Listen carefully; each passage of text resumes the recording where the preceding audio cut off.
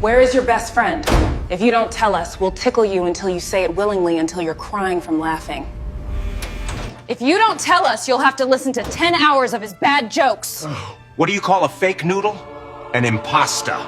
Tell us where she is, now. If you don't, you'll have to listen to 24 hours of his singing. Oh, Danny boy, the pipe's calling. Either you tell us now where she is, or you'll have to watch this program for 48 hours. If you don't tell us where she is, you'll have to build this cabinet. And you'll do it without instructions. 20,000 puzzle pieces. Or you can just tell us where she is. You will read all the Harry Potter books out loud, backwards. Or you can just tell us where she is. Tell us where she is. Or you solve this Rubik's Cube, blind.